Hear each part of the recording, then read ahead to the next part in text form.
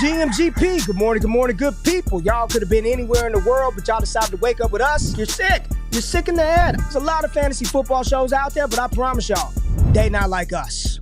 Brock Bowers, you looked a little quicker than fast. What does that even mean? Redraft, dynasty, best ball, high stakes, we got you covered. And that's MVS and Justin Watson with some of the dopest tools designed to help you cancel out the noise and dominate your leagues. If there's a white wide receiver named Antoine, sign me up. Maybe it's cultural. I don't know. In season or off season, rain, sleet, hail, and snow, comma, semicolon, period, next sentence, to bring you the most actionable and entertaining content on YouTube. You don't go buy the dip on the Titanic. Quarterback that you love, D-Bro. One of the best values in fantasy football. Prop bets with my man Jay Rich. Is that yes! Let's go! So wipe the crust out of your eye, get you a cup of coffee. It's time to wake y'all asses up. We're Ray and Jay in the morning. My God. How good is Dude. he? How good is he? Let's go! GMGP.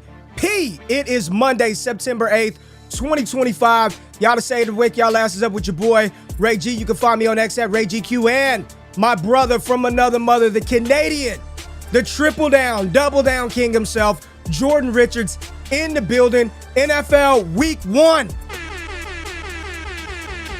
Let's go. Let's go, man. It's about damn time, Jay Rich. It's about time we had some football to talk about, real football. And I see the people in the building. What's up, Kev? Yes, throw the video a like. If you're here in the building, hit the damn thumbs up button, like the stream, man. Like the damn stream. Waffle House in the building. What's going on?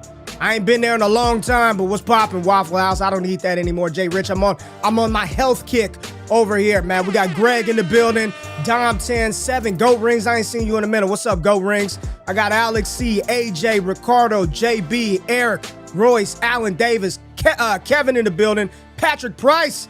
Them Saints didn't get it done. They didn't get it done, Patrick, but y'all are gonna be all right. Y'all are gonna be all right.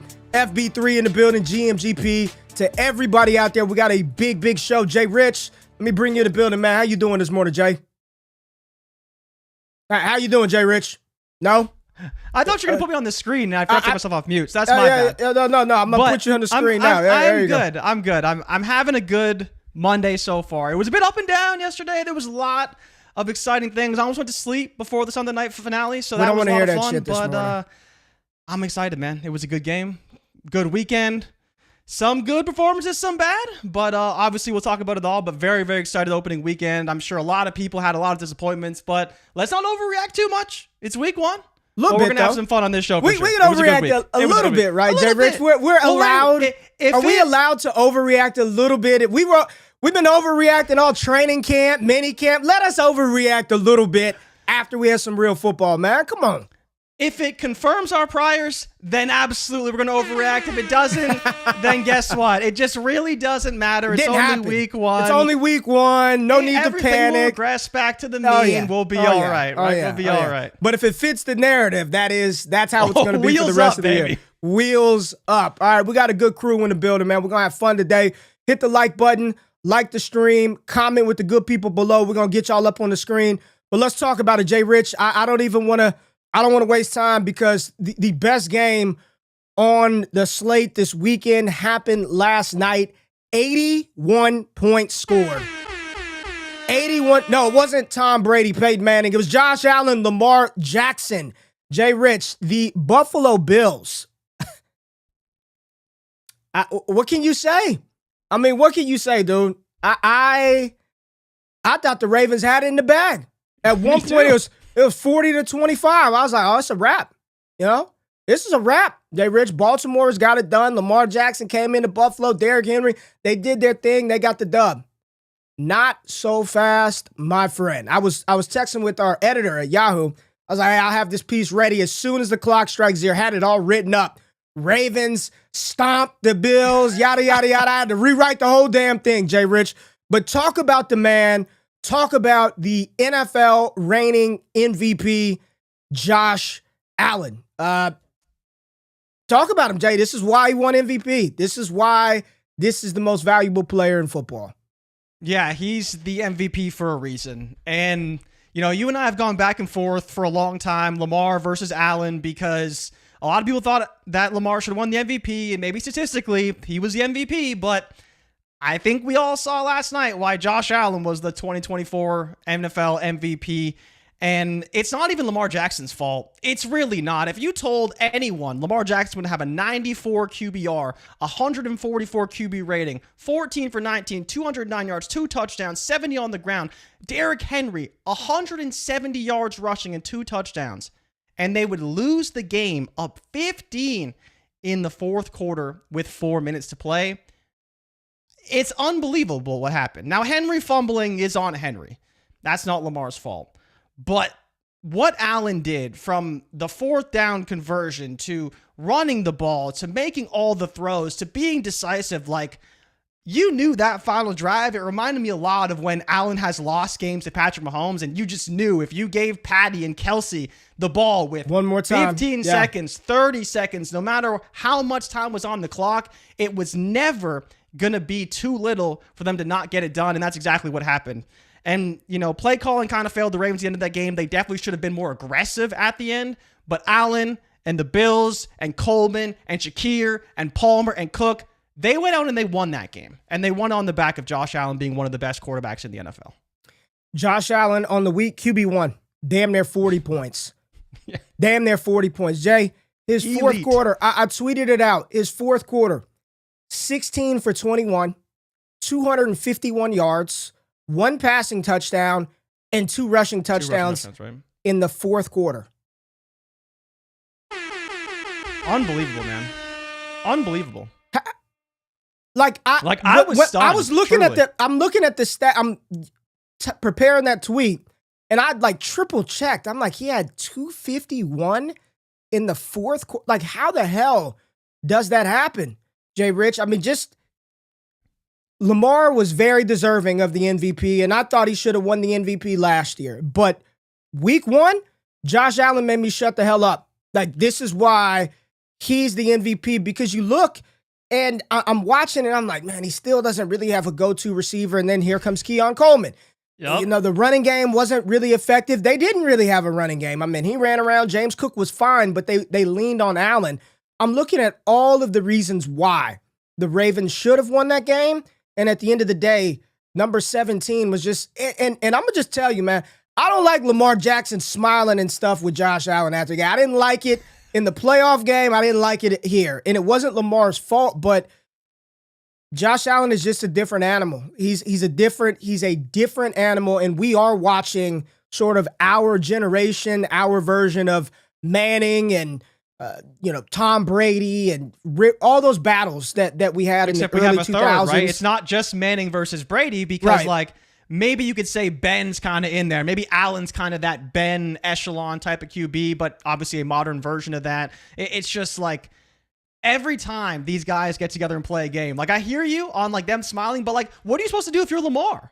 Like, be mad, dude. If the tables are turned, though. If Allen is I don't want Lamar smiling with him while he's doing all of this, man. But it's not. The thing is that you've gone against this guy for how many years now? Yeah. And you've had your share of beating him in the regular season, but what are you supposed to do? The Ravens somehow, and I don't even know how this happened. The Bills are a great team. Let's not put that aside. The Bills are a great team, and if you watch the game, you see just how much the scheme and Allen elevates the talent on the Buffalo Bills. Because no one of us say this team is so good, they have so many weapons. Allen is ready to go, right? And then you have Henry on the other side with Lamar, and they're obviously a great tandem. But the wide receivers still need a bit of work there. And Zay Flowers was great in his own right.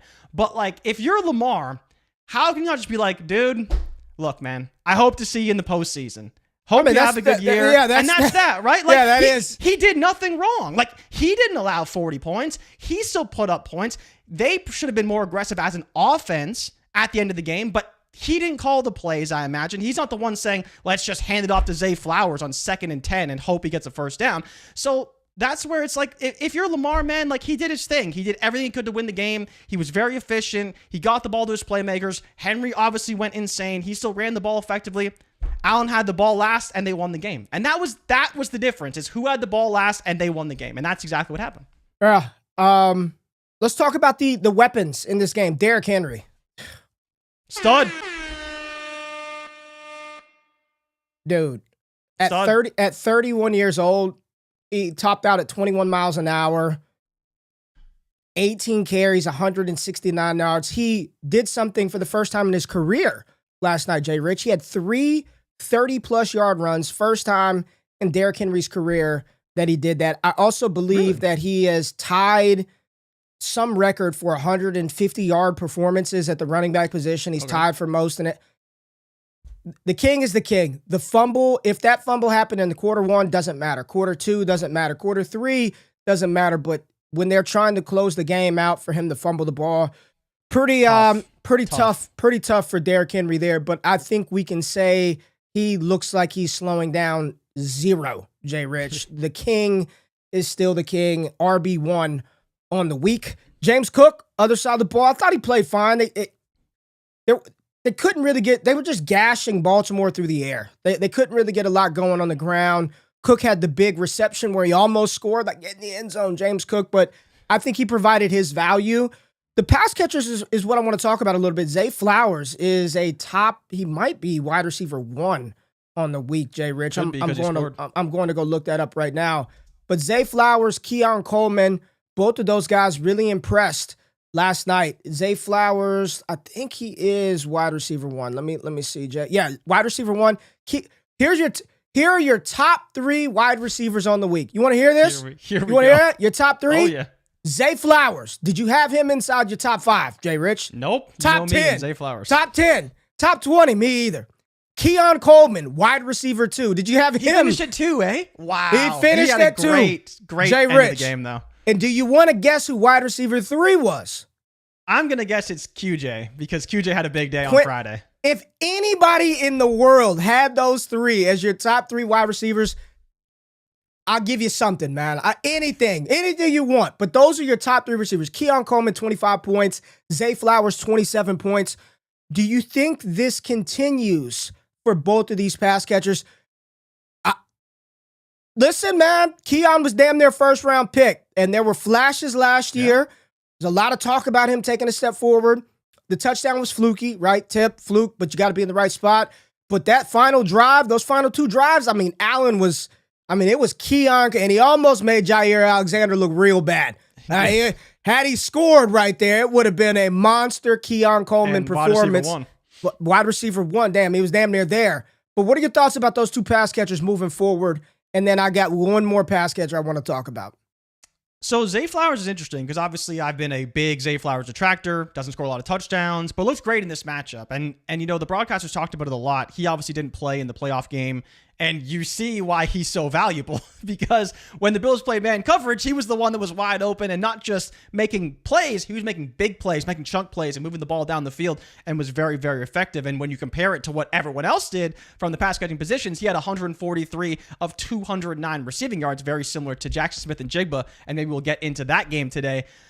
If he's going to be like this on a weekly basis, then yeah, he's valuable. Now, do I expect every week? Absolutely not. He seems like a player who's more in the 60 to 70 range, but that's not going to be bad for fantasy. The question is, can he score enough touchdowns to where he's relevant and can be a top 24, top 20 wide receiver?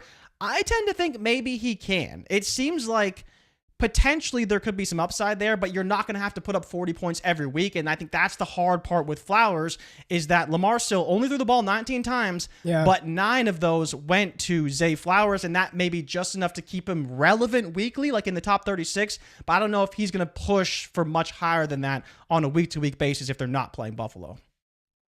Jay Rich, Mark Andrews. How do you redemption season did not come, right? If you told me pregame Baltimore was going to put up 40, I would say, well, Andrews, you got some of that, right? Must have scored. What did Denzel say? I'm leaving with something.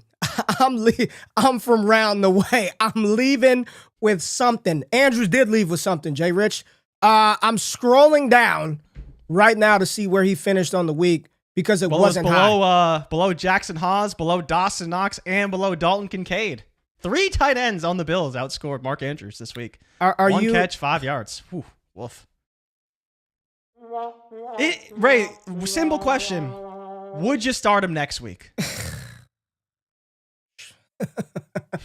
Like, honestly, he had one catch, and likely he's not even playing. He's tied with Adam Troutman and Theo Johnson as tight end 45. And they got the Browns next week. Probably. I don't know. Probably. I don't know how you start him next week. Like, we talked a lot of shit about Dalton Kincaid, but Dalton Kincaid was pretty good. Yeah, Kincaid was good. Yeah, like, credit to him. Kincaid tight end 3. Tight end 3 on the week. Yeah. Tight end 3. I told you that Kincaid was fine. I told you he was good. I told you he was fine. I buried him. I said, no chance. Don't you worry. There's some I told yous that is not going to go in my favor as we get through this show. Let me have this one. I told you Kincaid would be fine. Tight end 3 on the week. None of the tight ends had monster performances. You want to take a guess who tight end 1 was? You won't guess. I'm trying to think. Your team. Your team. Was it Hunter Henry? No. Your other team. Your other team. Oh, no. Your other team. I forget now. I can't remember. The Big E, New Orleans. New Orleans. Oh, Juwan Johnson? The Rattler propelling that Juwan. We're not talking Saints Cardinals right now. We didn't get into that. We're not getting into that one. Great game. Real talk though. The game, that was a freaking treat, man. To watch those two quarterbacks play Sunday Night Football after a afternoon slate that was pretty nasty. I think it was something like 7 total touchdowns. Yeah, it was not good. So to end the night with that one, you couldn't ask for anything better for opening weekend, Jay Rich. Let's go back in time. No. Why? Before we have to move, we don't want to move on yet. Okay, my bad. Keep going. The people do need your thoughts on Keon Coleman. I didn't touch on Coleman when you asked me about him. I talked mostly about Zay Flowers. But do you think the Coleman breakout is real? I think it's Dion Dawkins talked about it at the podium just last week. And Josh Allen's been very outspoken about Coleman. We'll wait till the Trinity comes in. ddfantasyfootball.com for that. Check out the Trinity. But what do you think about Coleman? Seems pretty real. No, I mean, I don't know how much of this was of them having to come back. And I guess I could look at by quarter. Shakir and Palmer also had 9 targets. Okay, they did. Had Josh Palmer not getting interfered by Jair Alexander down the field, he's over 100 yards. He's over 100 yards in the game. Khalil looks like the underneath guy, which we thought coming into the season he would be the slot guy. If Keon's going to get the downfield targets, then I don't know if I'm ready to proclaim that it's real yet, and that's what I believe going forward is he's going to be an 8, 9, 10, 11 target guy every single week. But sure. I think taking some shots on Keon Coleman is appropriate, absolutely. But we'll see. I like it was an encouraging week 1, I'll tell you that. It was an encouraging week 1. And I think the counterpoint to is this a real Coleman breakout is, once again, you're not playing the Ravens every week. You only just score 40 every week. And the Bills tend to really beat down teams honest with you, bad. I mean, what? They gave a 41. Is that because Buffalo's that good, or is that defense? Well, what I've heard. Here's what I heard. This is what I heard from sharp people in the football space. They've got no pass rush. They generate zero pressure. It was all Ed Oliver. That's it. Generate zero pressure I'm talking about for Baltimore. They generate zero pressure. They got nobody to generate pressure. So hopefully they can figure that out down the line. But I want to go back to Friday, Jay Rich. I want to go back to Friday.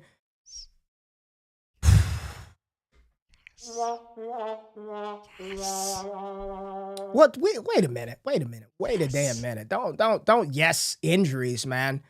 I'm not talking about the injuries. Third play of the game, Jay Rich. It felt like we were going to get what we wanted.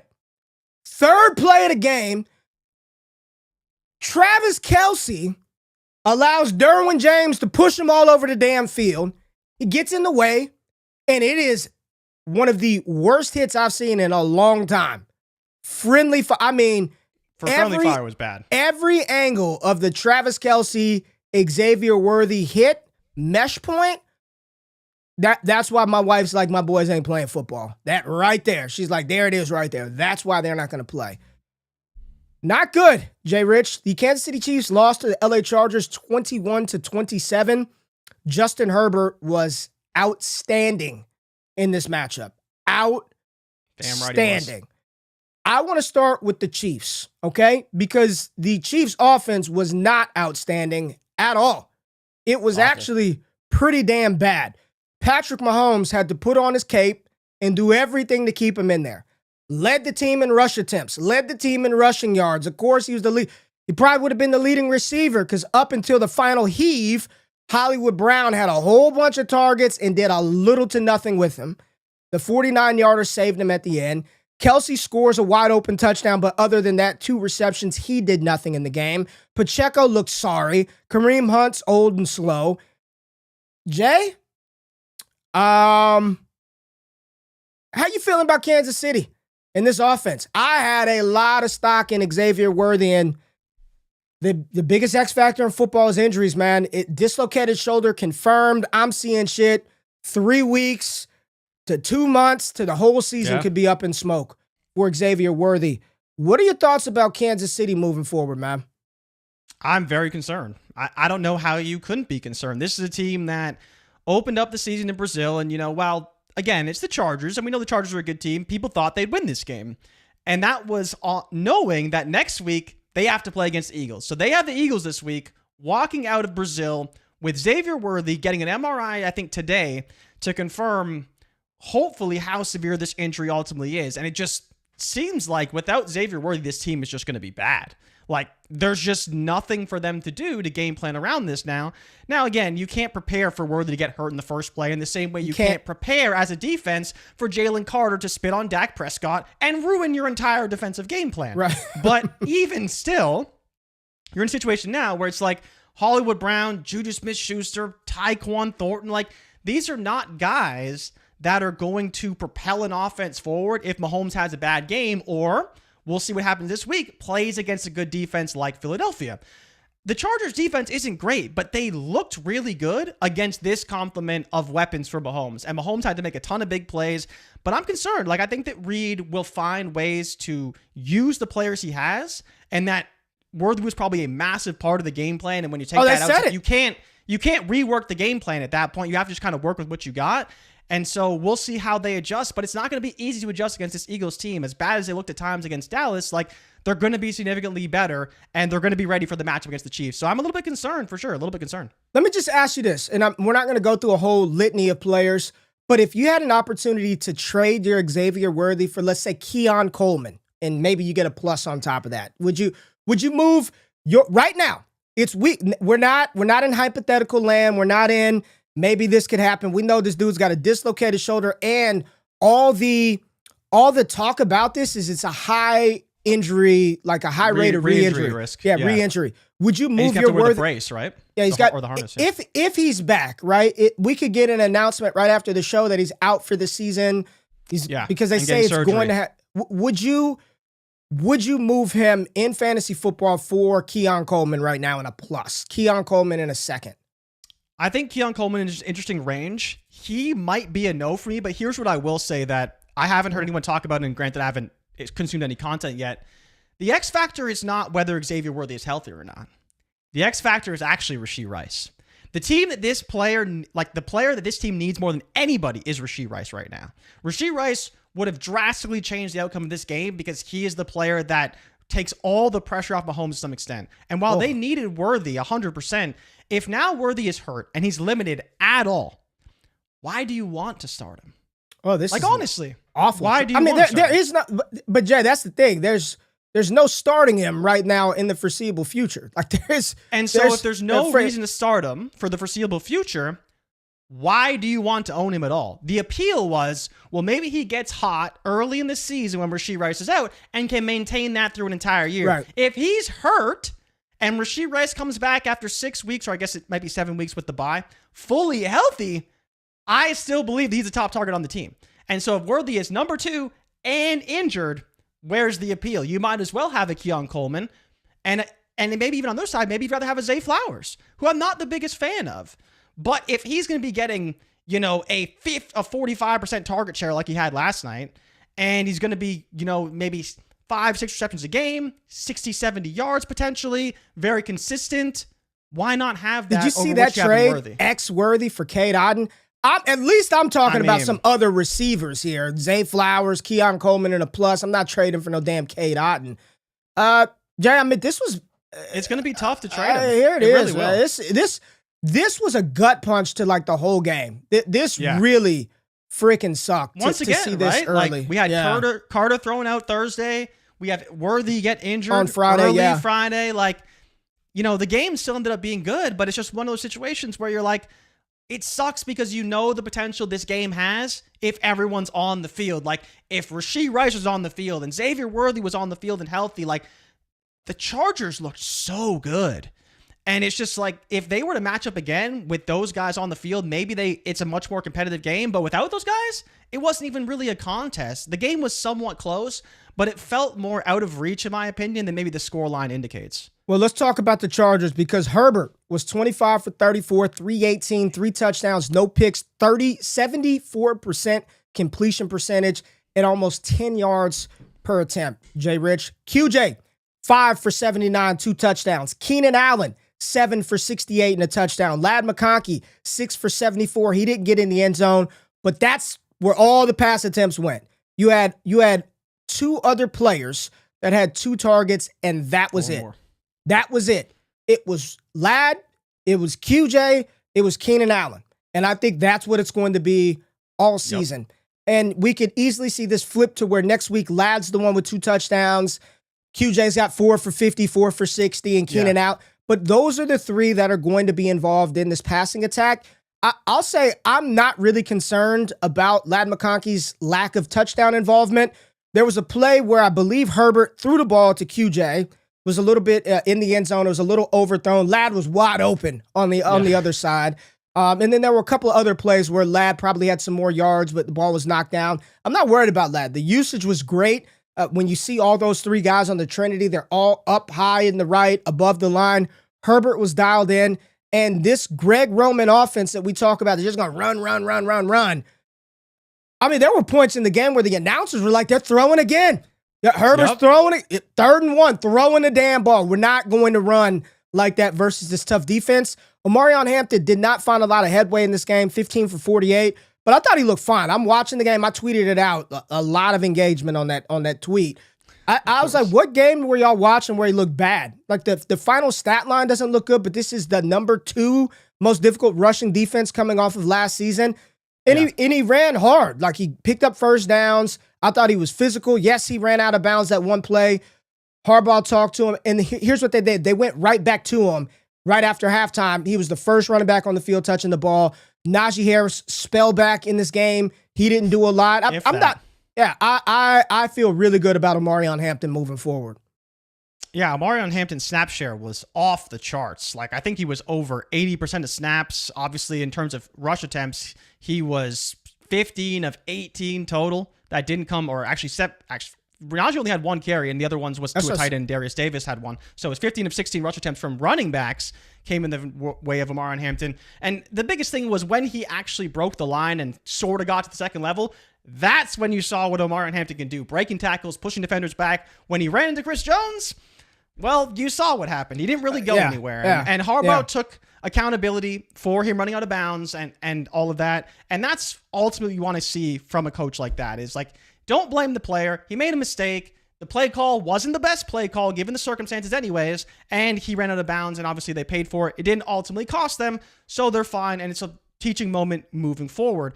But, I mean, I said it all offseason, right? I was concerned about the offensive line, but this offense looks unreal. Like, you play them against a team that doesn't have a stout running game like the Chiefs do, they probably put up 35 to 40 points. Joe Alt looked really good out there. It's great. What everybody was saying is, I wish we could have seen this team with Rashawn Slater and Joe Alt on the field. Yes.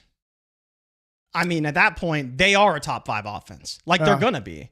Yeah. Because if you have QJ playing at the level he's playing at, and part of that is because you have Ladd, who's so good, and clearly Keenan Allen hasn't lost a step. He was great in the game as well. The connection is still clearly there with him and Herbert. This is just a great offense. And the biggest thing, as you mentioned, it's that Greg Roman knows what the hell he's doing. He's not going to run the ball for the sake of running the ball because they wanted to establish it this season. They had a game plan, and the game plan was to put the ball in the hands of Justin Herbert, and he was going to take them to the promised land, and that's exactly what he did in this game. They got a massive win against the Chiefs. They started 1-0, and at this point, Ray, with the way Denver looked, the way KC looks, it might be their division to lose at this point. even this early in the season. Now, I'm not going to go that far, but they easily looked like the best team in their division, and I wouldn't say it's particularly close. They're last in the division right now because everybody else in the AFC West won except for the Kansas City Chiefs. So maybe this is the year to try to go get them, Jay Rich. This is the year to try to go get them. But let's talk through one more game before we go to break. Let's go to San Francisco. Okay, let's go to the afternoon slate. Let's go to San Francisco, where the 49ers win 17-13 versus the Seattle Seahawks. A lot of takeaways in this game, Jay Rich, for a game that only had, a combined, 30 points scored in this matchup? Yep. A lot of takeaways in this one, and the biggest one being Christian McCaffrey's calf, okay? You called him what did you call him? Christian McCaff injury. McCaff injury. Looked pretty good. That dude touched the ball 30-something times. 31 times. 31 times in week one. Pretty inefficient on the ground, 22 for 69. Nice. No touchdowns, 3 yards a carry, 10 damn targets, 9 receptions, 73 yards. He was the entire offense, especially after George Kittle. He was. I didn't know what happened. I'm like, where the hell is Kittle at? Hammy. Yeah. Like, talk about... Dude. This team, man, I don't know what they did, but they are cursed. Like, at this point, there's nothing else you can say, but, like, this team is actually cursed. The fact that Jawan Jennings got hurt, the fact that George Kittle pulled his hammy, and we don't even know if it's going to be a multi-week injury because hamstrings are not easy injuries to come back. I doubt he's going to be out there next week. So it's like, at this point, you got Brock Purdy, who was up and down. He made some good throws. He made some bad throws. The Purdy experience, baby. He's got Ricky Pearsall out there making some plays. He's got Christian McCaffrey. And I think, who was the other guy they were talking about? They were talking about bringing Kendrick Bourne back. Oh, yeah, Kendrick He's still Bourne. on waivers and hasn't signed. And Kyle Shanahan's talking about how he's hopeful they can get him in the building. So he wants to sign. But, like, Brock Purdy has nobody out there, man. And this guy, I still... Hey, we got to give Brock his credit. A lot of people hate on Purdy, dude. A lot of people hate on Purdy. And he finds ways to get it done. Jay Rich, yes, he's going to throw an interception or two. That's just... Some brutal ones. Jordan Love's going to do it. Trevor Lawrence is going to do it. Baker Mayfield. Some of these guys are going to throw picks. You got to live with the good, right? Got to live with the bad when you get the good. Jay Rich, you know he completed passes to 2. Not 20, not 12, not 8, not 6, not 5, not 4, not 3. 2 wide receivers in the game. 2. One of them which got hurt. That's not the Niners offense. And when Jawan Jennings caught the ball, dude, I don't know if it's just me. He runs straight up and down, and he looks like he's got no wiggle. It looks painful watching Jennings operate out there. He's on the sideline, grimacing. Get the hell out of here, Jawan Jennings. Kittle's gone. It's Christian McCaffrey, some tight ends I've never heard of in my life, and Brock Purdy and Ricky Pearsall, who, if you listen to him talk without watching it, you'll think he's damn black. I was like, who the hell is this on the interview? It's Ricky Pearsall, right? Jay, I mean, why so much visceral hate for Brock Purdy? Well, they got it done. And how do you feel about CMC move? And if they're going to use him like this, man, just have that Brian Robinson ready at some point, man. Have that B-Rob ready down the line. He also was running up and down. But talk about San Francisco and where do you go from here with this passing attack? I mean, it just feels like you're just praying Purdy can throw 2 touchdowns a week. Like, I don't know what this offense is going to look like. This team defensively was very strong, and that was the main takeaway for us here at the offseason. They got Saleh back. We hope they'd be much stronger defensively, and that saved them in this game. Now, what also saved them was Brock Purdy, because that throw into basically double coverage on 3rd and 10 into the end zone with, who is it? Jake Tongs catching that ball. No one's heard of him. And I texted you right away. Brock Purdy's dick is enormous. To have the stones to make that throw on the run on 3rd and 10 and actually convert it to a dude that no one's ever heard of. I was just like, look, man, we can hate on Brock Purdy all we want, but he's made some killer throws at key moments, and that's what you should remember with Brock Purdy. And that's the biggest thing for me is like Christian McCaffrey, for as long as he's on the field, I'm going to start him. George Kittle, hopefully you get back soon. Juwan Jennings, please don't be too hurt. Ricky Pearsall, probably going to have to start him every week. But outside of that, do I want anybody? No. Am I starting them? No. But I'm willing to roll with Brock Purdy. I think he's the truth. I think he's very, very good. And I'd be willing to keep starting him every single week.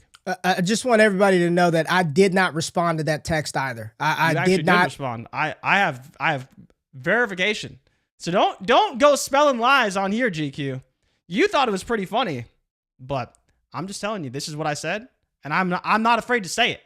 Christian McCaffrey was awesome. He was getting the usage was good to see. Again, I'm not going to sit here and act like I know what the San Francisco offensive line entails and how good they are outside of Trent Williams. I know Dominic Pooney and some other guys, but there wasn't a lot to run, a lot of room to run. But the volume was really good to see. Other side of the ball, and somebody said Kittle takes. We'll see what's up with the hamstring. We'll see what's up with the hammy. There's nothing else to really say about that.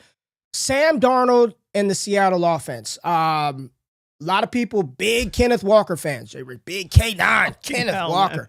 Kenneth Walker. Dude. Kenneth Stinker, man. What do you think? I mean, it was a lot of Charbonnet. It was a lot of Charbonnet.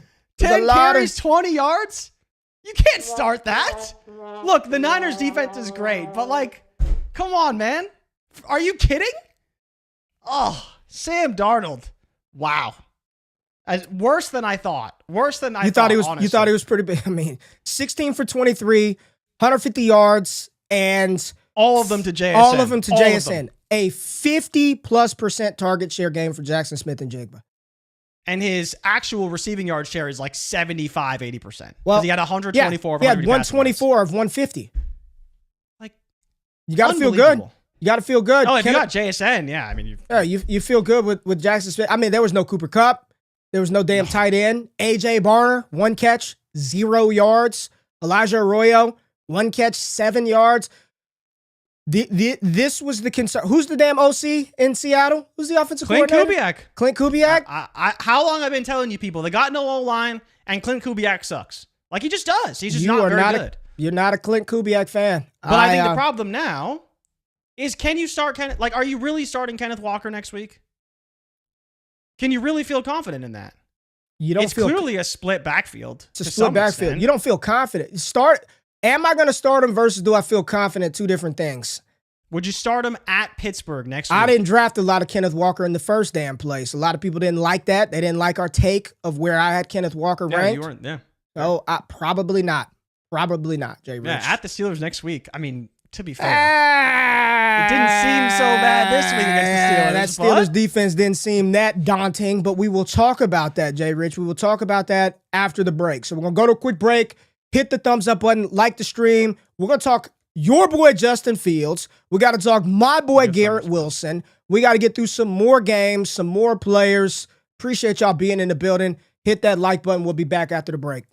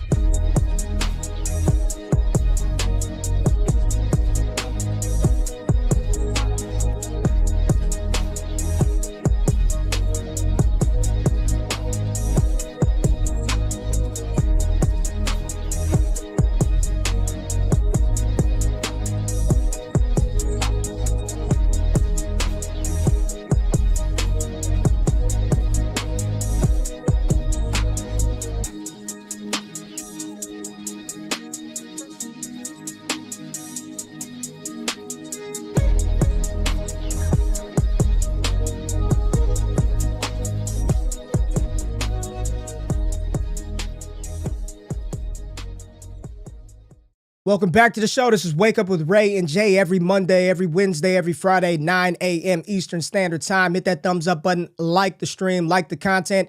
And if you did happen to miss, because I know people don't want to hear about that shit today, Jay Rich, we want to talk NFL, but we did have some college football on this past weekend.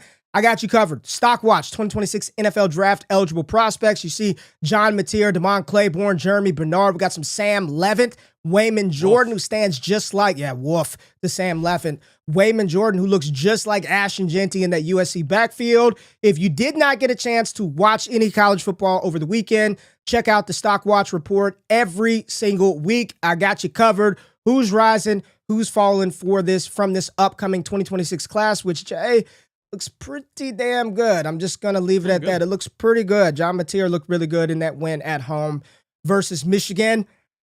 But we got to talk about what was on schedule to be probably the best game of the weekend until we got Sunday Night Football. Everybody got it wrong. Vegas, all the analysts, you, me, everybody, Jay Rich, because the Steelers-Jets game was pretty damn good, Jay Rich. It was pretty damn good. I mean, we kind of dogged out both quarterbacks. Both of them balled out.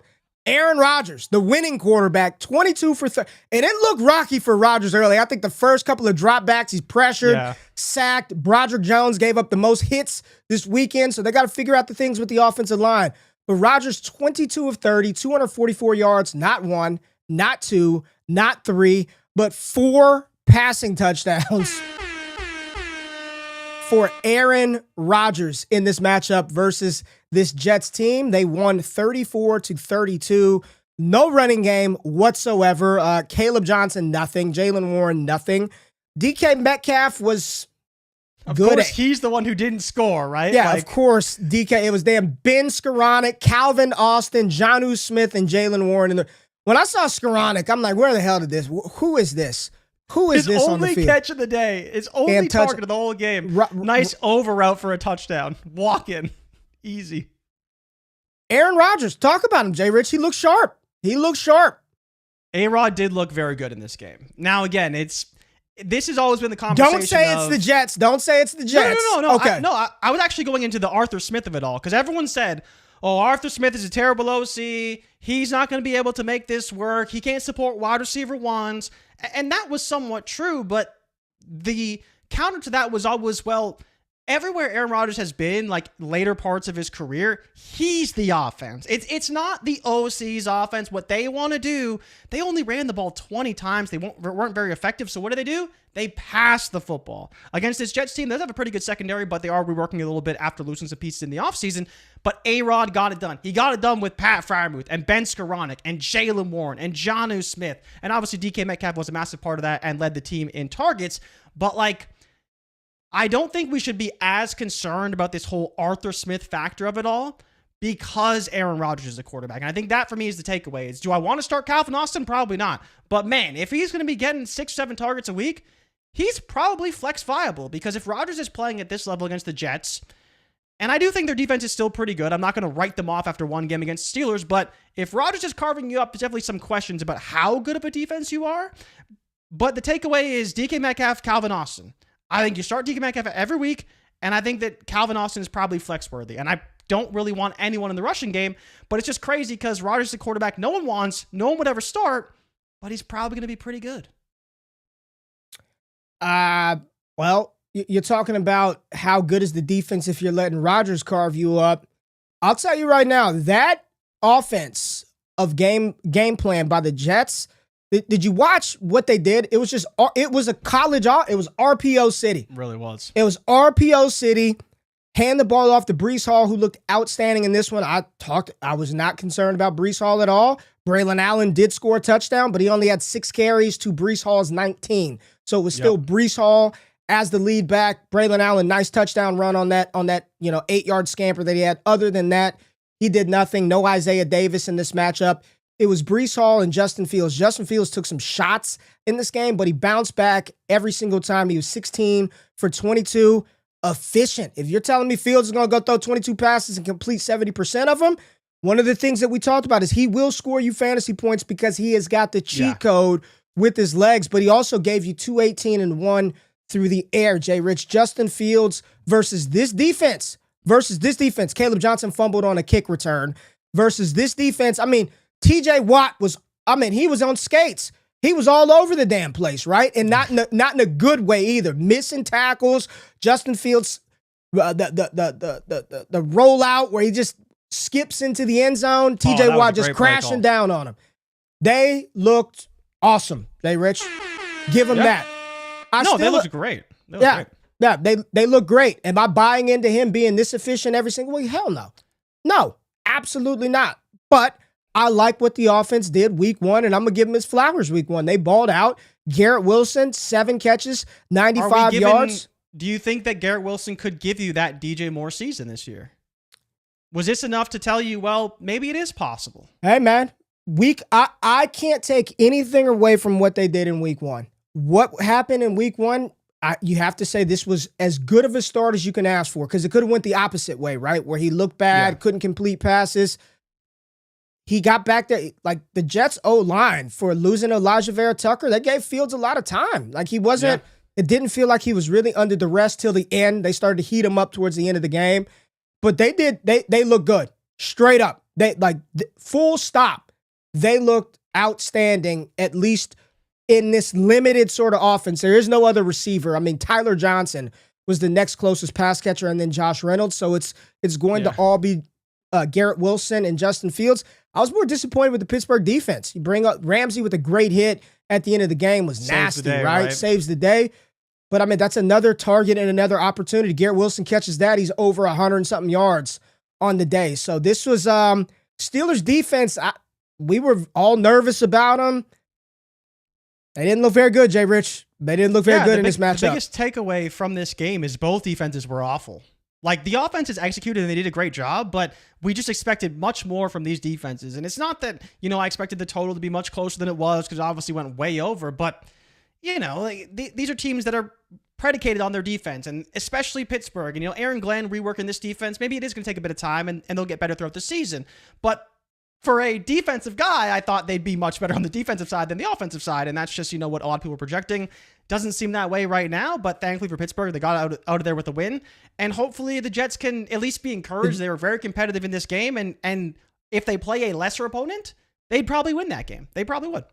Did you hear what Aaron Rodgers said at the end of the game? He said he wanted to beat everybody associated with the Jets. Good for Rodgers, man. Good for Rodgers. Yeah. And good for Justin Fields. For those two teams to just flip-flop Freaky Friday their quarterbacks, and then both of those guys go out there and perform. Yeah. Justin Fields was QB2 on the week. That's what he does. Fields is very good. Fields was very good. Yeah. Jay Rich, I'm going to give you credit here, man. I'm going to give you credit here. I don't even want to go look at the comments on Bleacher Report right now. I don't even want to look at the comments, because we had to predict the winners of each game, and I was like, there's no chance in hell the Indianapolis Colts were going to beat the Miami Dolphins. Not only did they beat the Miami Dolphins, they put belt to ass, Jay Rich. I mean, this was one of them whoopings where you know it's coming. You know what I'm saying? Like you just eat it. You get belt to ass and you just move on. 33-8, and Daniel Jones. My goodness. Daniel Jones. Now, we knew this Dolphins defense was going to be a little shaky, and the no cornerbacks. Daniel Jones, Jay Rich, in this matchup, 22 for 29. Efficient. 272 yards. Production. 1 touchdown. No interceptions. He also ran the ball 26 times for 2 touchdowns. Wow. Indianapolis, Jay Rich. The takeaways from the Colts side ball, and this was with Jonathan Taylor, not really doing much. Not doing a whole lot, yeah. Not really doing a lot. He moved the ball. And football-wise, he did his job. On the field, football-wise, he did his job. 18 for 71, 4 yards a carry. I think he caught a couple of passes. Yeah, 27 yards receiving. Carries. Like, football-wise, he played well. But from a fantasy production-wise, he didn't really do a lot for your lineups this week. Daniel Jones balled out. Michael Pittman, Mr. Steady Eddie, out there, just kind of 1,100 yards. 6 for 80. Beautiful touchdown grab. Tyler Warren, Jay Rich. Oh, buddy. Tight end 3 on the week. 9 targets, 7 catches, 76 yards. Probably could add a little bit more in this game. The floor is yours. Talk about the Colts, and then we'll get into this pathetic Miami team. I mean, the Colts were great. The Colts did exactly what I thought they would do, and they are just the better team, unfortunately, for the Dolphins. A lot of people, they talk about Tua, talk about Etienne, talk about Hill, Waddle, all that kind of stuff. And those guys are great, but this is just a much better team as a whole than the Dolphins are, and that was always the case. It's just whether or not you believe in Daniel Jones. And to be fair, I wasn't like Daniel Jones is going to go out there and throw for 250 and run for 2 touchdowns. But he did his job. He didn't turn the ball over. I believe they scored on every single possession they had, so they finished with 33 points. All 7. And yeah, it was 7 for 7 or 8 for 8. And I think it was like the first quarterback to do that in a while too. It was kind of crazy. It was since Peyton Manning in 2006, I believe, to score like this hasn't been done every possession a long time. Yeah. And so that alone, it's like, okay, cool. Daniel Jones was great in week 1. People aren't going to buy in, and that's fine. But the real takeaways are like, maybe this Colts offense can actually be pretty good, which is great for Jonathan Taylor. It's great for Michael Pittman. It's great for Tyler Warren. And we'll see what we get from Daniel Jones week to week. They're not playing the Dolphins every week. And you guys who watch this show know one of my most convicted takes is that the Dolphins is one of the worst teams in the NFL on both sides of the football. And it's because the offensive line is terrible and the defense is terrible. But the Colts still put on a performance that you have to be encouraged by if you're a Colts fan. And maybe they're going to be more competitive than people thought. The takeaway is Warren is unbelievably good, and maybe Daniel Jones is good enough to where this team can at least compete for the division, potentially. I mean, how good is Warren? You see right here, Fan and Tyler Warren both set records in their debut. Each of them had 7 catches, the most all-time by any rookie tight end in week 1. Warren doesn't... He's not Brock Bowers, right? He's not he doesn't move like Bowers. He's not as fast. But there was no doubt about it. Like, they went out and prioritized getting him the ball right away. And I've been on record since the end of last season saying they need an easy button option for whomever the quarterback would be at the time. I'm thinking it's Rich, but it's Daniel Jones. And his involvement in the offense, the usage downfield, it wasn't just screens to get him the ball. This is going to be a big weapon, and you know who the big loser was? And I told y'all this. I talked to Matt Harmon. The big loser was Josh Downs. I mean, he was not involved him at all. At all. Route participation, target share. It was Tyler Warren. It was Michael Pittman. If Daniel Jones didn't have one of those guys open, the play was dead, right? Or he'd heave it downfield. Alec Pierce looked good. Tyler Warren, no matter what, this is a stud tight end. He's built for today's NFL. He's too big. He's too big for the defensive backs. He's too fast for the linebackers. And very encouraging week 1 for the rookie tight end and this Indianapolis offense. I believe they get Denver next week, so we'll see. Indy does? Go check it out. I think they play Denver next week, so we shall see. They do play Denver. They're at home. So they might have a shot because Denver's been turning the ball over a little bit. We'll get to Bo Nix in a little bit. The other side of the ball, Jay, I just... Do you want an insane stat that Rich Rebar just dropped on X? Let's hear it. What is it? Further insult to Miami's performance yesterday from Lord Reeves at Rich Rebar. They turned the ball over 42.9% of their possessions, their highest rate in a game since 2002. Wow. That's Jay, they looked so unprepared for the game. Colts. For the Colts, Ray. These are the Indianapolis. Again, I didn't think the Indianapolis Colts were going to beat them down this bad. They're not this good of a team. But it's the Colts. How do you lose this badly to the Colts? People think Daniel Jones isn't even a top 30 quarterback in the NFL.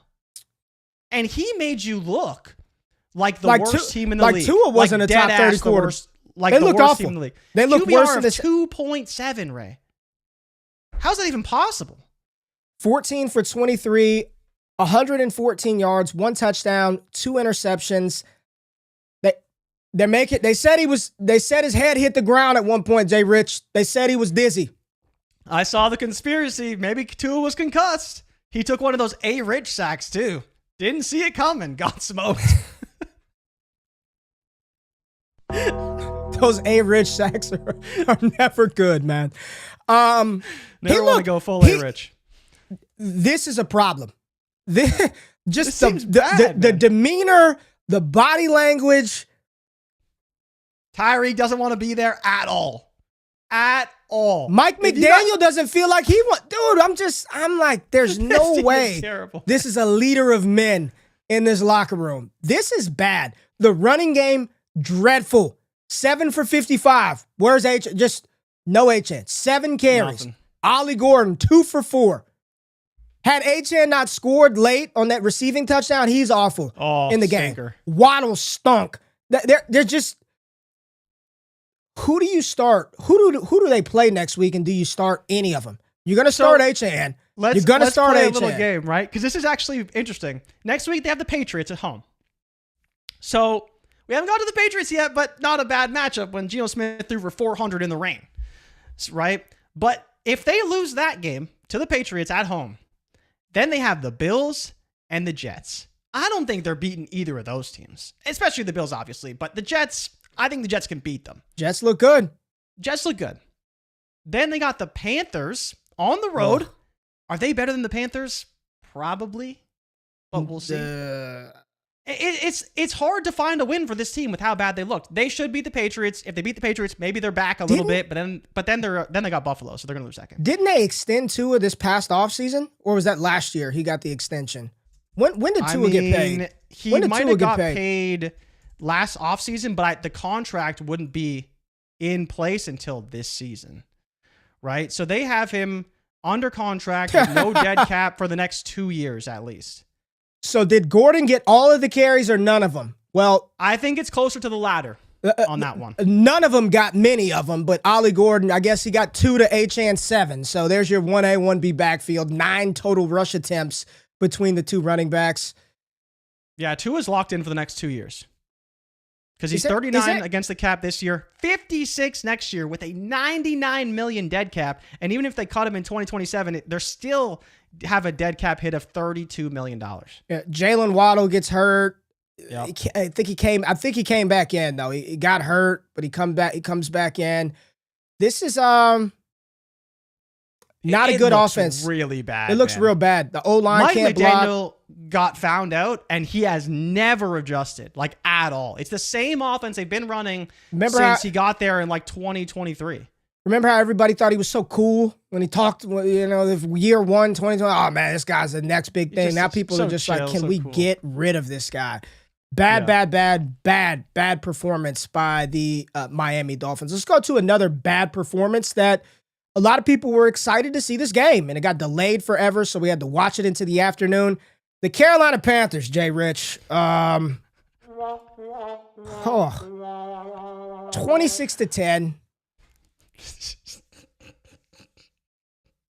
We talk about how bad Tua was. Bryce Young really wasn't much better. Yeah, Bryce Young was bad, man. 18 for 35, 154, 1 touchdown, 2 picks, 51% completion percentage. I bet you Canales was looking at Dalton like, hey, man, get ready, Andy. Get ready. We'll give Bryce about 2 more of these stinkers. Yeah, Bryce Young did not play well in this game. Carolina didn't look good in this game. McMillan led the team in targets. He had 9, 5 catches, 68 yards, a beautiful downfield catch, attempt at a catch. Chuba was fine. He scored the touchdown late, which saved his fantasy day. What are your thoughts? No takeaways other than pray to God this team gets better. McMillan, it's not looking good if this is how Bryce Young looks. It's just not. Like, there's just what you hoped for after they traded Thielen and that ceiling. I thought McMillan was fine to go out there and get 9. He did his job. He was fine. He did his job. But the offensive line was banged up. Bryce Young was bad. McMillan looked good. Didn't have a lot of time, and it's gonna hurt the offense as a whole if Bryce isn't good and he doesn't have time. So we'll have to see how they look next week. Who do they have next week? Let me see. I have the Cardinals in Arizona. That's not so bad. The Cardinals, look, they won the game, but they didn't look so good. I don't know. But I definitely have concerns about this team right now. Bryce did not look good. Bryce looked bad. O-line, he was uncomfortable. He was making bad throws. He just looked bad. It looked like decision-making was brutal. It looked like the start of last season, Bryce. It looked just like that. It was not an encouraging performance. No confidence. On the other side of the ball, Trevor wasn't that good. Trevor wasn't that good either. Let's just keep it a buck. He wasn't that good either. 19 for 31. Travis Hunter was open. It would have been a 60-yard play. J.C. Horn with an amazing interception. I mean, you gotta layer it a little bit more, Trevor. But the real story was the wide receiver, Travis Hunter, and then the rushing attack. Everybody had speculated over who's Liam Cohen's Bucky Irving going to be? Who's Liam? It's going to be Bajal Tootin. It's going to be... Nobody wanted that Etienne. Nobody. It ain't going to be Etienne. 16 for 143 at a 71-yard run. He was explosive all day. Take the 71-yarder out of there. Etienne looked really good running the ball. Tank Bigsby did nothing. Jay Rich, 5 for 12. He wasn't really a big part of it. Tootin has got explosiveness, but LaQuint Allen was on the field. They had all 4 running backs touch the ball. All 4 of them. Etienne, Allen, Tootin, and Bigsby. Yeah, I mean, on this side of the ball, I'd hoped it was a little bit sharper from the Jaguars offense, but this is kind of the Trevor Lawrence experience, right? It is week 1. It's week 1. The rushing attack was good. Brian Thomas, 7 targets, 1 reception. Thank God he had that end around for a touchdown. Like, Trevor, what are you doing, man? Dude, like, seriously. His ADOT was, like, off the charts high, like it usually is for Brian Thomas. But, like, what are we doing here? Shout out to you. You were big on Brenton Strange. He led the team in receiving. Brenton Strange looked good. Right? Brenton Strange looked good. Looked good. Team in receiving. Didn't give you a ton, but yeah. The takeaway is Etienne. If you got Etienne, thank God. Start him, man. Because this rushing attack under Liam Cohen is very good. And Travis Etienne is the guy.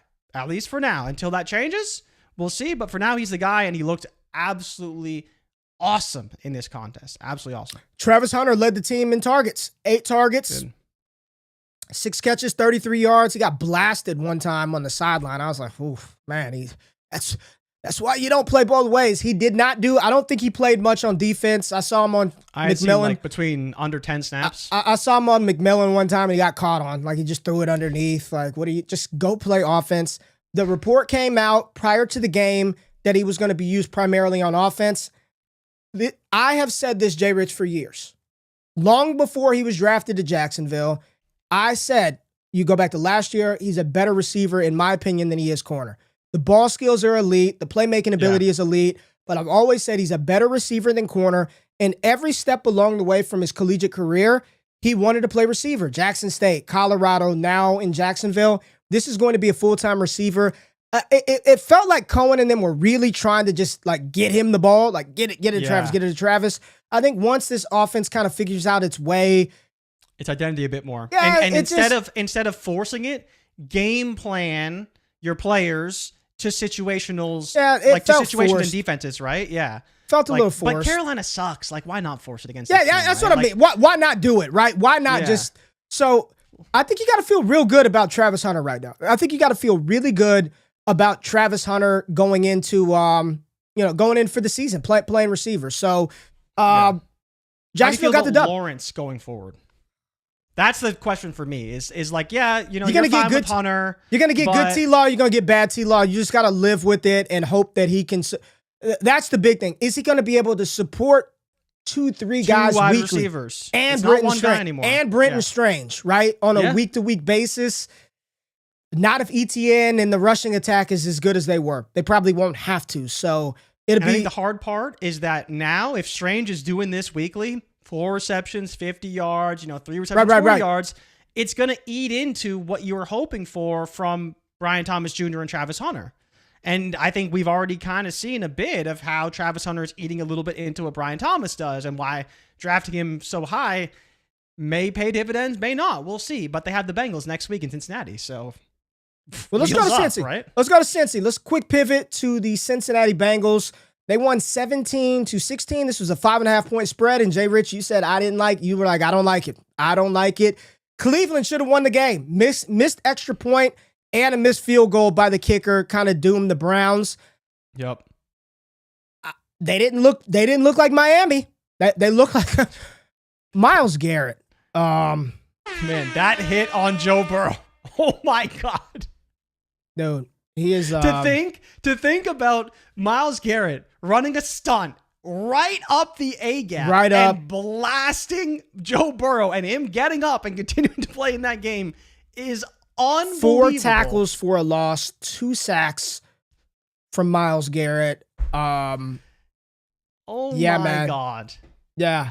Let's start with Cleveland. Flacco threw the ball 45 times. 45 times. Well, he was bad. He wasn't very good. 290 touchdown, 69% completion percentage. Jerome Ford was supposed to be the starter. Jerome Ford was the starter running back, right? 6 carries, 8 yards. Dylan Sampson, not much better. 12 for 29. But Sampson in the receiving game, 8 targets, 8 receptions, 64 yards for Dylan Sampson. Now, we did not touch on the fact that Quinshon Judkins is signed. He is officially a Cleveland Brown, got a fully guaranteed contract, and all reports are he's going to be on the field for Baltimore this week. Yes. Jerry Jeudy, 5 for 66. Harold Fannin, 9 targets for Fannin. And Njoku only had 6. Njoku only had 6. Cleveland's offense, Jay Rich. This is a big problem. I mean, I guess it's fine because the volume was there for everybody. I mean, you had 5 guys with 6+ targets, and that's it. Like, that was all the targets. They went to those 5 guys. Now, again, I was a little annoyed when I look up, Cleveland ran for a touchdown, and I see Sanders on the back. I'm like, I don't think Shedeur Sanders is signing up for running back. I saw Sanders too. I was like, what? Wearing 29 or 35 is number. I was like, Shedeur. When did the Cleveland Browns sign Raheem Sanders? And he scored a touchdown. Damn, Rocket Sanders. He was not. I didn't even think he was on the team. The fullback. And he scored a touchdown. What is going on? But yeah, weekly. I don't know if I would start Fannin, but it was encouraging. Hell yeah. Sucks for Njoku. You'd start him for sure? No, I'm saying. Oh, yes, absolutely. Okay, I mean, it's hard because, like, is it really going to be the Fannin show, or can Njoku get involved more? And, like, how are they really targeting Njoku less than Fannin? That's kind of weird. Now, again, you look at what happened. Check down. That's how Dylan Sampson got so many yards, why Fannin caught so many passes. Flacco just dumped the ball off and continued to try and work down the field. Obviously wasn't fully successful, but if they're going to do that and throw the ball this much, then that's great. But can they really be this efficient? You know why I like Fannin? It reminds me, you may not know this name, maybe a little bit before your time. Feels like Flacco's got his Dennis Pitta. He's got his Dennis Pitta. Okay, this just move tight end. He's not an inline guy. Hey, we saw Fannin at the Senior Bowl. You don't want him with his hand in the dirt, right? Let him move around. And Flacco's going to check that shit down. He's going to get the ball to those guys. So I think it's only a matter of time. There is hope for the Judkins managers. I think he will be the lead back at some point. They average 2 yards a carry. He will be the leading running back probably next week if available, right? Like, Sampson's still going to play. I think this is Sampson's role. I would love for it. If you told me that moving forward, let's just say Judkins is the 12 attempt guy and Sampson's the 6 attempt guy, but he's getting 5+ targets a week, I'm fine with that for Dylan Sampson. And you'd probably rather start Dylan Sampson with the way that Flacco looked. I love it. I love it for fantasy football. The other side of the ball, Jamar Chase. Once again, God dog it, man. Stinkers. Just the whole team. Outside of that nasty Chase Brown cut for a touchdown. How? Stinkers galore. What? I did not watch every snap of this game. 113 yards for Burrow? And they were, I think they were, I was 8 wrong. total yards in the second half? Before this season, I was like, I got no concerns. They played Flacco Burrow all preseason. They're going to hit the ground running. Dude. They were awful. Awful in the second half. But this is the other part of, like, where when we talk about the Browns, it's like we know the Browns are a bad team.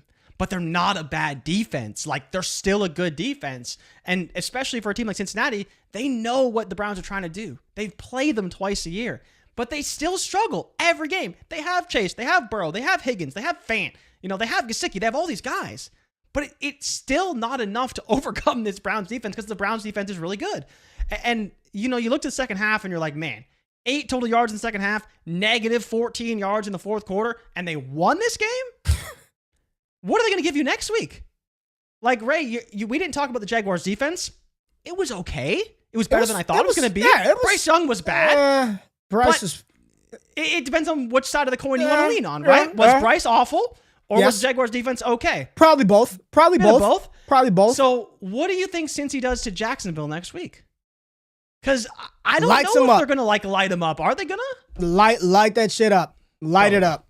Light it up. Cleveland's... Hey, I like Carson Schlesinger too. That rookie linebacker. I love me some... And I love linebacker play. Good linebacker play just is fun to watch in the NFL. Any concerns about Chase and Higgins? It's just don't be concerned. I think the most concerning part for me with this game was the lack of target consolidation. Right? I know, it was 4 targets for Higgins, 5 for Fant, 5 for Chase, 3 for Gesicki, 3 for Brown, 2 for Pirine, 1 for Sample. You want to see more going to the top guys. Well, Burrow didn't throw the ball a lot either, man. He only had 23 pass attempts, so... Yeah, they just ran it up the A-gap with Chase Brown all game. What a stinker from the 101, Jamar Chase. Just, man, this happened last year. Especially compared to the 102. Wasn't it the first 2 games last year? He wasn't very good, and people were like, and then after that, the rest is history, triple crown. Not really concerned about it. It's unfortunate that was the break in week 1, right? Unfortunate. Yeah. Geno Smith, we called the upset, Jay Rich. We called the upset. My Las Vegas Raiders beat your New England Patriots. Geno Smith, 24 for 34, 362 yards, 1 touchdown, 1 interception. They just came out launching the ball left and right. Did not care.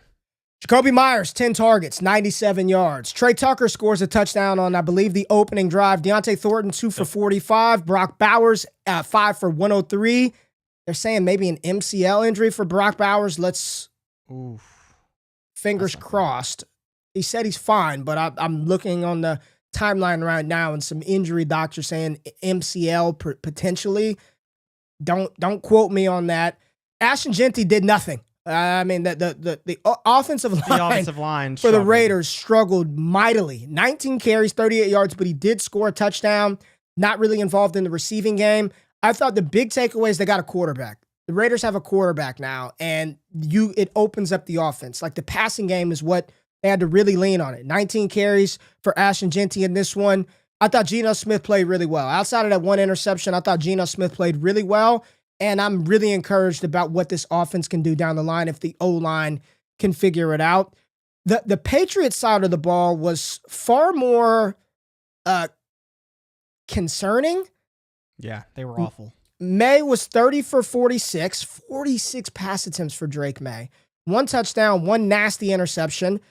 Yeah. He didn't run around a lot. The running game could do nothing. Ramondre, 2.1 a carry, 7 for 15. Big Hendo, 5 for 27. So, he wasn't involved really on the ground. He got 6 receptions in this game. My big takeaway, Jay, how long have I been saying Kayshon Boutte is going to be an option? Kayshon Boutte is going to be an option in this offense. Pop Douglas scored the touchdown. Kayshon, 8 targets, 6 receptions, 103 yards. Like, he was the guy in this offense, along with the best value tight end in fantasy football, Hunter Henry, with his 8 targets. But Kyle Williams, nothing. There was nobody else. Pop had 7 targets, 2 catches for Pop Douglas. Pop had 7 targets, 2 catches, -2 yards and a touchdown. How does that even? It's just like a wasted touchdown. Go give it to Henry. How does that even happen? What are your thoughts on your Patriots? How did Drake May look? Are you feeling good moving forward with Drake May? I mean, I think it's hard to really even judge it because it felt like from the beginning that McDaniels thought that it was a good idea to try and go toe-to-toe with Geno Smith and show how good Drake May is and that he can beat Geno Smith basically on his own. because this game was never out of hand for either team. There was times where I thought, oh man, the Raiders could really run away with it here. And then the Patriots kind of fought back. But it's just so strange that you have this talented running back in TreVeyon Henderson, but it took them so long to even start utilizing him. When they did, it was still very ineffective. You could tell that this team needed players to make plays, and May needed somebody that he could rely on consistently, and he just never really found that. And it's just, I don't know why this team thought it was a good idea to have Drake May throw the ball 46 times. I'm not saying you just run the ball up the A-gap and just get blasted for a yard or two every single time, but it just felt like they didn't have a plan at all going into this game. They didn't expect Geno Smith to air it out for 360 yards simply because it was raining. And they thought, let's match that. But this is still a game that was 20-13. It was very close the entire game. You didn't need to throw the ball as much as they did, especially with the receiving core and weapons and struggles they had initially. And Drake May doing this in the rain just makes no sense. It makes no sense to me. They couldn't run the ball. They couldn't. The O-line, they could not run the ball. They can't run the ball. But it's just at the same time, I just don't get why you couldn't find ways to manufacture offense in a close game. This stat line is the stat line of a team that lost by 20 or 30 points, right? Where they're down early and they're trying to get back in the game. I don't know, man. The offensive line wasn't good, but it didn't make sense to me how you have Henderson and he averaged 5 a carry, and most of those were garbage time carries, it felt like, even though the game wasn't out of hand. But why not utilize him more? Ramondre was not good. But the Raiders still gave Genty 20 carries because they understand the balance offensively. But you have to have balance. Yeah. You have to have balance. And the Patriots went completely away from that balance. And I think that's what did them in the end, is that you knew May was going to pass. And he's not the best passer to begin with. But when you lose that balance, the predictability is so much easier for the defense. And they were just going back and teeing off on May. Boutte had a great game. And I think if you watched the Pats at the end of last year, you should know that May really likes Boutte and trusts him a lot. And he did actually come through big for this team. But it wasn't enough to overcome this offense because, like we said, Geno Smith is simply a better quarterback than Drake May. And if the Patriots want to go toe-to-toe with Geno Smith with their Drake May, they're going to lose probably every time. You see the tweet right here on the screen. Most receiving yards over the last 4 weeks of the regular season. Kayshon Boutte, 5th, behind Ladd McConkey, Ricky Pearsall, Malik Neighbors, and Drake London. I mean, he's a part of this offense, whether you like it or not. And being that outside wide receiver, he's a captain. He was voted a captain on the team. This shows I'm not going to go to year 3 Nico Collins. Okay. I'm not going to go that far. But I think this is more than just, he was just out there and he just happened to walk into a couple of targets. All the reports all offseason was this is going to be the dude offensively from the wide receivers. Diggs did play, but it was Boutte who May was looking to make the big play. So if he's out there, it might not be a bad pickup, Jay Rich. May not be a bad pickup trying to get you some Kayshon Boutte. Let's move on to a game that you and I, 2 games that you and I were not really excited about. Houston and LA. The Rams won 14-9. Awful game. Stafford, 245, 1 touchdown. Kyren Williams scored 18 carries. No other running back mattered. None. Blake Corum, nothing. Jarquez Hunter did not do anything. It was all Kyren Williams out of the backfield. As we should know, Sean McVay's offense is the running back is the guy. There is no backup running back. It's all Kyren Williams. Receiving game, Jay. We both like right? A lot of Puka Nacua. 11 targets, 10 for 130. Devontae Adams, 8 targets, 4 catches, 51 yards. Yeah. That's it. Slot utilization was way up for Puka. I think it was at 44%, highest of his career so far. It was all Puka. Devontae Adams playing on the outside. It's great for Puka.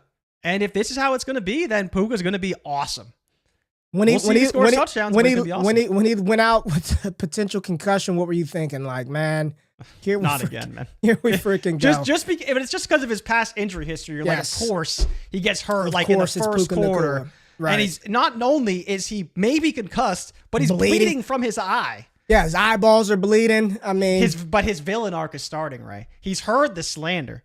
Is he heard the slander? He's got a cut on his eye. He's bleeding. Yeah. 11 targets, 10 catches, 130 yards. Texans side of the ball, Nick Chubb looked good. Talk about? Nick Chubb looked good. Nick Chubb looked good. Nick Chubb looked good. He was the guy. He got 13 carries, 60 yards. Woody Marks, 3 carries. Damian Pierce, 3 carries. Dare Ogunbowale, 2 carries. It was the Nick Chubb show. Fumble. And a very costly fumble. It was the Nick Chubb show in Houston, which it was reported to be that. Nico Collins. God, man. Jamar Chase and Nico Collins. Just crushing fantasy matches. I mean, it wasn't just them. There were a lot of top dog wide receivers that stunk it up this week. A.J. Brown stunk it up. Jamar Chase stunk it up. Nico Collins stunk it up. Amon-Ra St. Brown, Jameson Williams stunk it up. There was a lot of stinkers this week. This one is probably the most concerning for me because Houston's offensive line looks a mess. Like you can't operate with this offensive line. They can't do it. And it's even more concerning. And they lost their center. Yep. They lost their center. Yep. They lost the starting center. They're going to be starting a UDFA probably next week. The guy that they picked up after the draft. I think he's from Kentucky. He's all right, but like this is the biggest issue is they said, "Oh, we got to trade Laramie Tunsil because he's kind of an asshole." And so they trade him away and they get rid of other guys. Remember when I told you guys they brought in a dude from Seattle to fill in their offensive line at guard, Laken Tomlinson. He sucks too. And this has always been the issue with the Texans. It's not that the team is bad. The defense is great. They played pretty good in this matchup. Stafford had to make some tough throws. But if they can't if they can't even score 10 points in a game, right, they're not winning any games. Like, they're just not. The fact that this offense, even against the Rams, who I do like and do have good defense, like, they got to be putting up 20 points if they're going to win games. Like, they just have to. Because this defense is good, but they can't do everything. Like, they just can. And it doesn't seem like this offense has any hope if Nico Collins can't break a big play. Like, Jaden Higgins led the team in receiving, but 32 yards? Yeah. Why do we care? Arizona, New Orleans, Jay Rich, quickly in this matchup. Marv scored, right? Hallelujah. I told you, Marv was... I'm not worried about Marv. Trey McBride still led the team. Trey McBride led the team in targets. Marvin Harrison Jr. did his thing.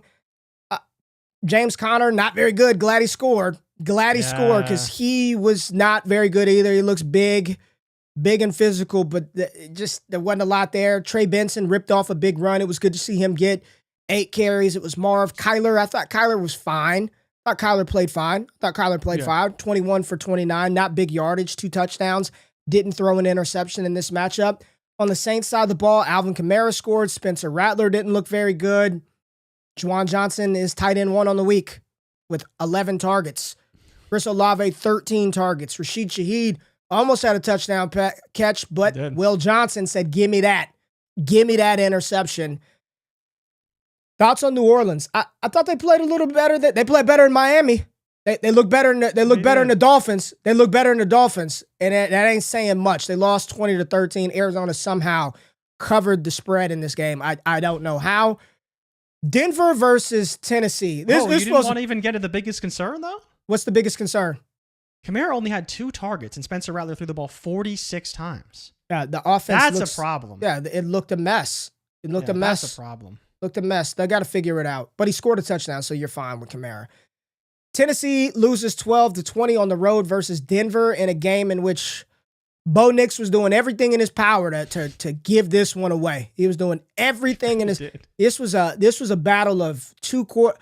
I give Cam Ward a pass on the road. Yeah. Denver. We didn't expect him to do much. He didn't do much. Didn't get helped out late by some of his receivers. Yeah. Tony Pollard fumbling.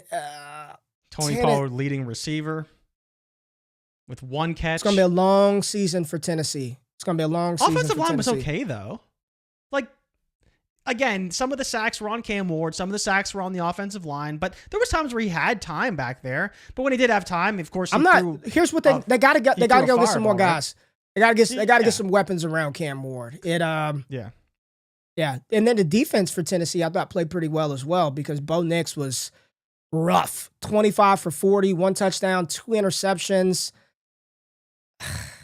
Tennessee's defense is one that, people forget how good it used to be. And clearly it's still pretty good. It's just, did we really expect them to be that good? And the problem for Tennessee's defense last year is Will Levis made so many negative plays that hurts like the points per game that was allowed, and like what the defense actually was responsible for is significantly different than what actually happened on the scoreline. But even in this one, like the defense played great. Like they had a phenomenal performance. And I don't know if I'm all in on starting guys against the Titans, because if they look like this every week, they're going to be very hard to score points on. Because like, yeah, RJ Harvey ripped off the big run. J.K. Dobbins got in the end zone. There was some mistakes and there were some penalties and stuff, and they were able to score points, Denver was, but they struggled in this game. Bo Nix was awful. You know, we can talk about how Cam Ward was bad and he struggled in his first game. Bo Nix was stank. But Bo Nix was what we expect from a second-year quarterback playing in the system versus a first-year starter playing on the road against a top 3 defense. Very different in terms of expectations. And you could argue that Cam Ward looked like the better quarterback out there. You really could. And it's simply because his receivers aren't as good, play caller isn't as good, and his coach is a fucking idiot. If that didn't happen, they probably win that game. Like, honestly, they probably should have won this game. You do not like Brian Callahan, do you? He doesn't even know the rules, Ray. He went up to the podium and said he doesn't know that an elbow is considered inbounds. So he didn't challenge the play. He actually said that. And this guy is running the offense. And to be fair, you know, he called some fine plays. Like Cam Ward made the throws. It was just like a little bit outstretch his hand and Ridley. I mean, don't get me started on Ridley. Yeah. Ridley made some awful drops. Courtland Sutton had a Courtland Sutton stat line, 6 for 61 and a touchdown. That is the Courtland Sutton stat line if I've ever heard one. Troy Franklin was involved. Evan Ingram, knee injury. He left the game. Hopefully it's not too serious. And then you did touch on Harvey. Looks like he got juice, man. They got to get Harvey more involved in the offense. But I think overall, the 2 running backs, Dobbins was fine and Harvey showed some explosiveness. Bo Nix wasn't very good in this matchup, Jay. Washington versus the Giants. 21-6, Commanders get the job done. Jaden Daniels running around, making it happen for the Commanders offense. Jaden Daniels, Ja'Cory Krosky-Merritt, 82 yards, the big run towards the end of the game, 42-yard run. Scored a touchdown earlier in that game. Jaden Daniels, 11 for 68, 233 through the air, 1 touchdown in the game. He was working it together. There could have been a big play. Terry McLaurin, McLaurin was wide open. Just overthrow. Got to work on the timing there. McLaurin missed all the training camp. Deebo Samuel, big part of the offense, 7 for 77. He also had a rushing touchdown in this game. So talk about the Washington Commanders offense. Terry McLaurin didn't do anything, 2 for 27. Yeah, a bit of a rocky start for this team. You know, it's the Giants, so we expected some big plays, and some of them didn't quite happen, and they made some big plays, especially in the rushing game. But I think we hope to see a little bit more dynamic offense from the passing attack. But as you mentioned, Terry McLaurin missing camp is a massive part of this and what they do. And so I wasn't entirely surprised to see Deebo heavily involved, and he definitely delivered on that. But I think we just see what they look like this week, right? Like they're clearly still kind of going through things. But Ray, Thursday night, they got the Packers. In Green Bay. Got the Packers. So this is what we're going to see is where is this Washington team at? Because we had a lot of concerns about the offensive line. I thought the offensive line actually played pretty well, especially the defensive line that they were going against in the Giants. Feel free to touch on that, kind of your thoughts. But the real test will be this week against the Packers, because there's a world, based off what I saw this week from Washington, they lose by like 20 or 30 points to this Packers team. So we're going to find out just how good this Washington team is, I think, on Thursday. And maybe it's not the best indication, but it's certainly a measuring stick as to how far they are from the top of the NFC and kind of where they're at, because it seems like the Packers are ready to roll right now. The Giants were not ready to roll. Russell Wilson wasn't very good. 17 for 37, 168 yards, 45% completion percentage. Not good. They had nothing on the ground. Russell Wilson led them in rushing, which is a problem when Russell Wilson. Tyrone Tracy, I don't know where he was at. He was still where was the game at? D.C., Maryland? He was still in Jersey. He wasn't on the field. 10 for 24. I thought Scadaboo had a nice blitz pickup. There was a 3rd down. He was out there, picked up the blitzer, was pretty well, but he didn't do anything on the ground. Neighbors, 12 targets, 5 catches, 71 yards. Theo Johnson dropping passes left and right. He looked awful. Just hit his hands and clanks. Wandale does Wandale things, 6 for 55, but Neighbors was visibly frustrated. He was pissed, Jay Rich. This is deep in Neighbors. This is not a big fan of that Russell Wilson, right? I mean, Dayball is like, hey, dude, we still got the ball. Go back out there. Neighbors, 12 targets, 5 for 71. So it wasn't the worst performance of a big wide receiver one on the week. He still had 5 for 71. When does Dart play? I mean, Dayball is already already said, non-committal to Russell Wilson. And I think Russ is taking a lot of the blame. That offensive line without Andrew Thomas, they couldn't block a soul. They might as well bend over and spread both cheeks and let them have it because they couldn't stop us. There was nothing impeding that. Daron Payne looked like Defensive Player of the Year. Damn Myles Garrett. We got Daron Payne out here. This Giants O-line is a problem. I don't care. You put Dart back there, it's probably not going to look any better, Jay Rich. It's probably not going to look any better. The crazy thing, Ray, is like they got the Cowboys this week. And I think the Cowboys offensive or defensive line didn't look great against Philly, but Philly's got a great offensive line. You put them against the Giants, they may be generating some pressure. And so what's that going to look like this week? You know, Daboll can say he's non-committal, but they got the Cowboys, then they got the Chiefs, then they got the Chargers, who look even better than the Chiefs. But we could see Dart in New Orleans week 5. And I'm here for it, but with that offensive line, the problem is when does the seat get too hot, right? I was looking at the offensive line. Whoever is the offensive lineman named Houston for the Giants, Hudson, he was at the tip top of getting his quarterback pressured and hit on the week. It was him, Broderick Jones. Andrew Thomas is backup. It was him, Broderick Jones, and the tackle from Cincinnati. I think it was Orlando Brown at the top of just getting their quarterbacks blasted in week 1. This offensive line is a problem. It's a big problem, Jay Rich. It's a big, big problem. We'll see. We will see. All right, last game, Jay. Last game. This is one where on BR I called the upset. I took Green Bay over Detroit, and this one was not. Well, a lot of people still said the Lions were going to win. We talked about it. Jay, is there any concern with this Detroit team having lost their defensive coordinator and their offensive coordinator? Yes. The answer to that question is yes. They got 13 points, but one of the touchdowns didn't happen until Isaac Tesla caught that one with like a minute left in the game. So it didn't even factor into this one. I'm not saying Jordan Love was great because he wasn't great in this game, right? He had 2 touchdowns. He threw the interception he almost threw. Then he comes back around and throws the pick. Jacobs, 66 yards. He had a touchdown. There wasn't a receiver that really broke out. Golden didn't do much. Tucker Kraft scored. Jaden Reed. Fracture, right? I thought the foot was about to fall off. And there he is returning punts, catching touchdown passes. Just the preseason shenanigans. But the Packers, the big takeaway was how bad Detroit's offense looked. And I know you'll look at the stat line. Oh, Jared Goff was 31 for 39. Amon-Ra, 4 for 45. J-Mo, 4 for 23. Sam Laporta, who apparently was hurt during training camp, we got no report. He's out there looking like rookie Sam Laporta, right? He's out there looking great. Gibbs, if you told me prior to the game, Jahmyr Gibbs was going to have 10 targets and 10 receptions, that's RB1 on the week, 30-something yards. He was doing his best Hollywood Brown performance out there. It was the lowest output from I think a pass catcher ever, Ever. Something like that. 10 catches, 33. What the hell is going on? Montgomery leads the team and rushes it. The creativity that Ben Johnson brought. Where are you at on the panic meter with this damn offense? It's 1 week, but we're here to overreact. Do you think they figure this thing out? Jared Goff under pressure was pretty bad. Pretty bad.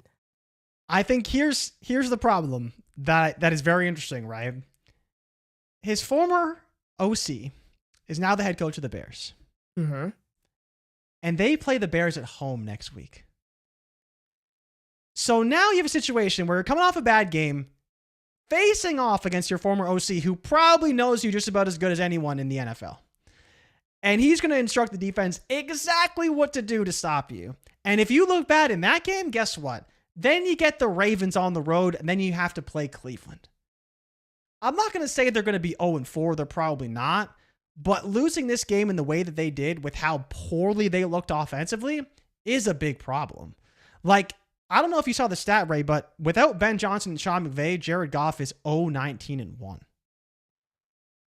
So, like, is Jared Goff that bad? Is this team that bad? Absolutely not. They're going to win football games. But you can't look this bad and say they're going to beat the Bears next week. We haven't seen the Bears yet. We'll see what they look like tonight. But Ben Johnson's probably going to put up 20 points on the Lions, especially the way the defense looked. And he knows how to attack this defense because he knows exactly who they have in their personnel and probably what they're going to do. So, I do have big concerns because Goff didn't look good. He's checking everything down. There's no big plays. There's not even an attempt down the field. And the offensive line wasn't very good, which we talked about because the interior was decimated. 0 sacks, 0. The Detroit Lions had 0 tackles for loss in the game. 0 tackles for loss. You can't win that way. You just can't. You can't. No, man. Daniel Perry's asking who looked worse panic meter wise, Miami or Detroit? And I think the answer is Detroit for me. No. Because of expectations. Miami. Miami looked like the worst team, but I didn't expect them to look good. Detroit should have looked significantly better than they did, and I'm definitely concerned going forward. That's more so what I'm saying. It's not that Miami is not the worst team in the NFL because they absolutely are right now. They are the worst team in the NFL, and I wouldn't pretty bad. say it's much of a debate, but you can debate a couple of teams. But where the Lions were at, 15 wins, won the division, there's no way in hell you would put them ahead of the Vikings today. And the Vikings haven't played a single game yet. Would you put the Lions ahead of the Vikings right now? Because the Packers are definitely ahead of them. But the Vikings, you like the Vikings a lot. Again, JJ McCarthy pending. We'll see. But you like them. Defense is good. And then the Bears, who we'll see tonight as well and how they look. But Bears versus Lions doesn't seem like a hinge game for them. But if they don't win it, a lot of questions will be asked about this coaching staff. A lot. Tampa Bay, Atlanta. We got to hit on the Tampa Bay, Atlanta game, and then we'll wrap the show up. Jay, this was one where a lot of eyes on this team, especially with Tampa Bay's offense being as good as they were last year. Baker Mayfield leading the league in touchdown passes. He had 3 in this game, so very good for Baker Mayfield from that regard, but sub 60% completion percentage, not very good from Baker. I didn't think he was sharp in this game. The loss of Tristan Wirfs, they moved Graham Barton to left tackle. He was the starting center. Wasn't great from Baker, but he got it done. That throw to Egbuka late, he got it done. Bucky Irving, thank goodness he got in the end zone catching the ball because they could not run.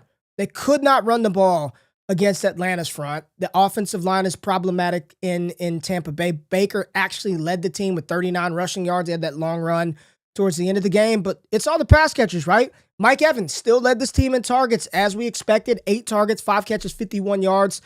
But rookie wide receiver who we've been high on, you said that would be the one to bust here in week 1. He did nothing of the sorts. He had 2 touchdowns, 4 catches, 67 yards. So not going to Puka Nacua because he was not the leading target earner in this game. You also had Sterling Shepard who had 6 targets as well. But you have to be incredibly encouraged with what you saw from Emeka Egbuka in week 1 in his debut. Baker Mayfield's trust to go to him late in a gotta-have-it situation. He looks like the real damn deal. Limited volume. I want to see some more volume, but you got to feel real good about Emeka Egbuka right now. Yeah, I think that's the hard part with Egbuka right now is that you know that he's going to be heavily involved. He was extremely efficient from a fantasy perspective in this game. 4 passes caught, 2 touchdowns, 67 yards. Obviously, the ice at the end from Baker was just ridiculous. And I hope that he can be more efficient. But when you look at that 17 for 32 for 167, that's where you're like, okay, Baker, you won. You threw 3 touchdowns, but we need a little bit more. We need a little bit more to feel good consistently because if Egbuka doesn't score and you see 4 for 67, you're just like, okay, solid rookie game. We're happy with that week 1. Let's get a little bit better. But yeah, he did what he had to do in the big moments and he made the big plays. The 3 touchdowns really helped his day because the yards just simply were not there. But I think the biggest concern for me is that Mike Evans kind of struggled in this game. And I think that's where Baker kind of needs him to be really good. And he struggled a bit more than I think the Tampa Bay Bucks were hoping for. And as a result, it opened some things up for Egbuka, but it also made it hard for them as an offense. And that's where the offense as a whole struggled. They obviously didn't run the ball very effectively, but on the other side of the ball, they didn't run the ball effectively either. So it's just, we'll see how Egbuka kind of continues to grow in this offense.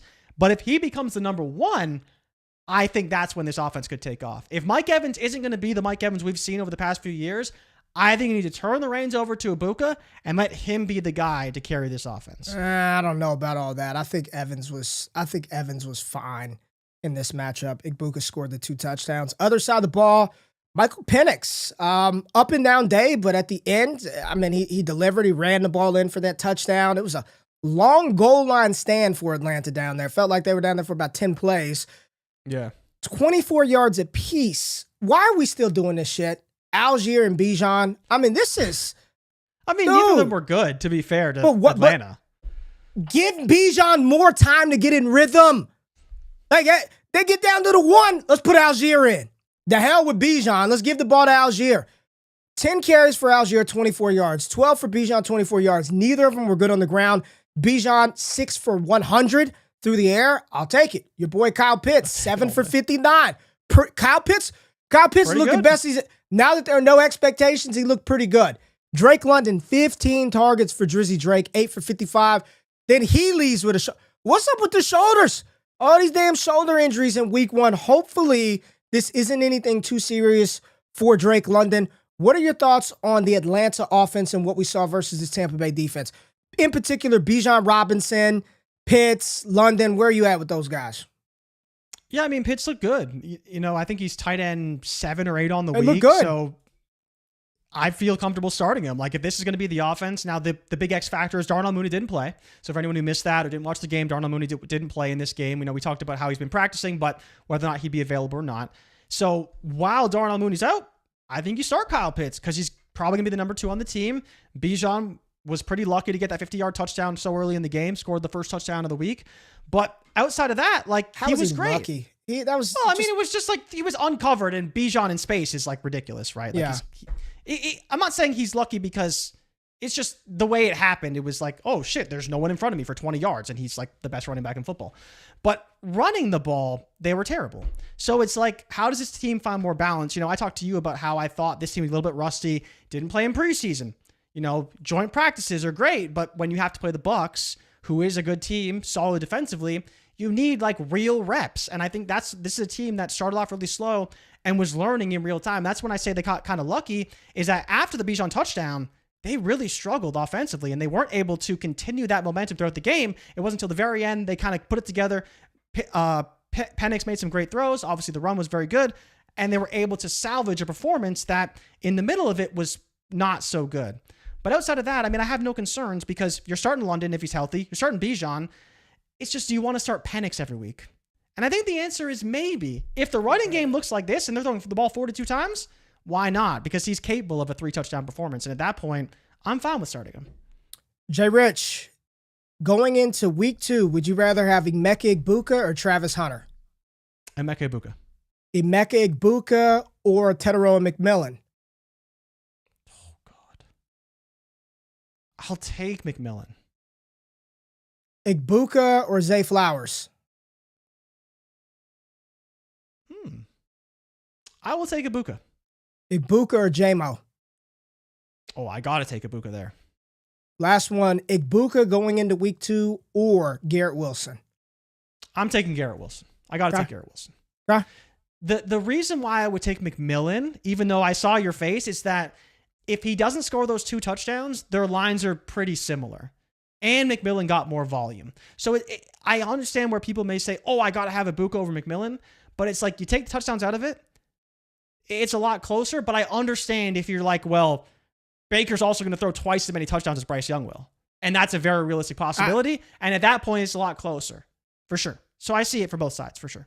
There are a couple of people who said they would take McMillan. And then we got Jackie Moon saying, give me Egbuka over all of those other guys. I was pretty happy with what I saw from Garrett Wilson. I'm not the biggest Fields guy, but you have to be pretty happy. Oh, yeah, you can't. He went to Garrett Wilson, which we expected, right? The issue was, is it going to be efficient? And week 1... will it be enough volume? He scored. There wasn't a lot of volume, but it was efficient in week 1, so you can't take anything away from Garrett Wilson and Justin Fields in week 1. We've got Monday Night Football tonight. The Vikings and the Bears. Vikings and the Bears. Quick thoughts. How do you think this one's going to play out, Jay Rich? And we will definitely cover it on Wednesday. So I got the Bears. I don't want to say handily, but I think they can win by 7+ points. I really do. I like the Vikings defense. They're obviously going to light up Caleb Williams, but I think Ben Johnson's going to have a plan. Whether or not Caleb can execute that plan is another conversation, but I think Ben Johnson will have a plan, very familiar with his defense. They will confuse Caleb, but I don't think Ben will be confused, and I hope that he can do enough to have Caleb prepared for what is going to be at his feet in this game, and they're going to find the ball. They're going to get the ball, DJ Moore and Rome Odunze, and I think they'll be just fine. And I think Swift will have a big game too. I think Swift will have a big game. I think Loveland is a sneaky candidate to have a big game. These tight ends, man. These mismatch tight ends. I'm excited. Tight ends, man. They had a good week. Tight ends look good. They look good. And speaking of, shout out to Josh, man. Sent in a $20 super chat. He is a big Harold Fannin Jr. fan. He's got a lot of exposure to Harold Fannin. Appreciate you, Josh. Much love. See you in the Discord a little bit later. And then one here from Cam Myers, $20 super chat. George Kittle out. I'm grabbing Strange, Fannin, Ertz, cheers. All those guys look good. Ertz went in the end zone. That's an old man that we like. We like old man Ertz. He got in the end zone. Of those three, which one would you like? I'm going Fannin, man. I'm still rocking Fannin. If I had to pick between Strange, Fannin, and Ertz, I'm going Fannin. Yeah, I kind of want to lean Strange. And the only reason why I kind of lean Strange is I don't think he has target competition. Okay. Versus, like, is it going to be Fannin versus Njoku every week and that kind of stuff? That's really my only concern there. But otherwise, it's fine. All right, Jay Rich, man, we got a lot of people in the building, almost 1,000 on YouTube right now. Appreciate everybody being in the building. Hit the thumbs up button, hit the music, Jay Rich, so we can get out of here. Big shows. Mondays are going to be big shows. We got a lot to cover. Mondays are going to be big shows, so do one thing for us. Like it, subscribe to the channel if you're new, check out the podcast feed, go to DDFFB to check out our fantasy football content. And I know it's NFL Monday, no doubt about it, but check out the Stock Watch, Stock Up, Stock Down, following week 2 of the college football season. It is on the channel now, just to give you a little break from some of the NFL action. We got Monday Night Football tonight, and we will be back bright and early, 9 a.m. Eastern Standard Time on Wednesday. Jay Rich, anything you want to say to people before we get out of here? Thank you to everybody for tuning in. Make sure you like and subscribe if you're new. And of course, we will see you guys on Wednesday. Probably update across all the injuries as well. Yep. But very excited. Hopefully Monday can deliver something that we got from Sunday night. But I'm just so excited. Appreciate everyone who tapped in. 800 plus people in for the first Monday show. Way very excited. So let's fucking go, man. Great show. Thank you for the energy. And we'll see you guys on Wednesday. We're out. Peace.